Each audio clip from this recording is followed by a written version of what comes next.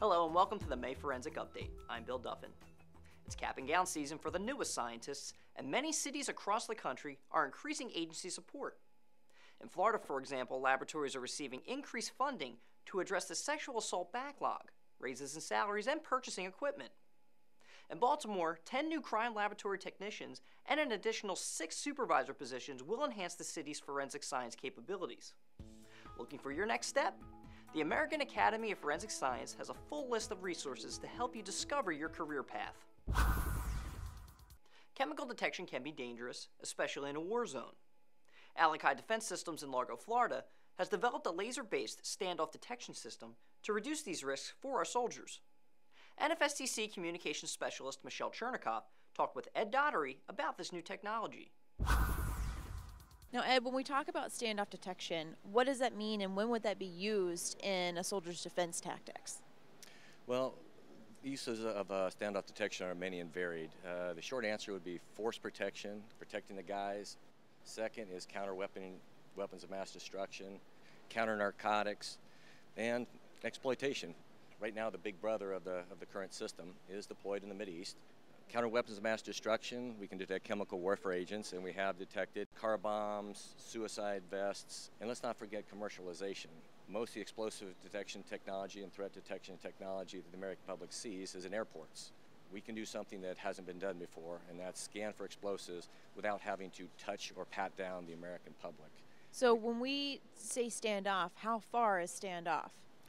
Well, traditionally you have to touch bombs in order to detect bombs, and you can guess that's very unpopular with those people who have to do that, such as EOD operators. People are talking standoff, and they tend to mean a foot or two. When we talk about with the man-portable version, we're talking about across the room, literally. We talk about the large version at entry control points and for vehicle surveillance, we're talking sports fields. You touched a little bit, but what other kind of chemicals can you detect, either from the backpack version or the Big Brother version?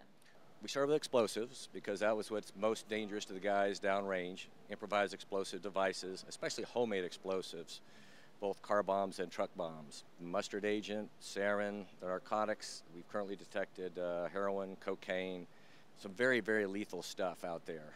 So obviously one of the big benefits of your standoff detection devices, it means it's eye safe. What does that exactly mean? That's actually huge. Even the devices currently fielded, the handheld devices, are not eye safe. If a soldier has this brick in his hand, turns it over, and wants to see the light, he can do permanent retinal damage. We operate in a regime where it's impossible to get that kind of damage to the soldier. There's no risk to the civilians they're scanning, and that is something we uniquely bring to the table. Alakai and the Man-Portable Pride will be joining us at the Suffolk Exploitation Pavilion later this month in Tampa, Florida. Visit our conference page to get more info on our demo schedule and to see the other partners at our booth. Touch DNA testing in property crimes has been on the rise, typically using evidence a suspect may have touched or sweated on. Take a recent instance from Florida. Police in Largo were working a case on a gas station skimmer and collected just a few skin cells as evidence. The Pinellas County Forensic Laboratory is one of the few agencies in Florida to utilize this testing method. The small amount of DNA was enough to develop a full DNA profile, which resulted in a CODIS hit and a subsequent arrest of the suspect. A study from the National Institute of Justice found using DNA results in property crime cases increases the frequency of arrest 2.5 times more than traditional investigative methods alone. Data also suggests violent and nonviolent crimes are not mutually exclusive, and generating profiles from cases like burglary could increase the number of CODIS hits for assault or murder. It's almost that time of year again. This summer, we'll host our 8th annual ROTC Biometric and Forensic Internship class. This year, more than 80 cadets from across the country applied for the 12 coveted spots. The 2-week experience will immerse the students in hands-on training and leadership guidance. You can learn more about it, including how you can donate to help support the program, on our As Seen on the Forensic Update page.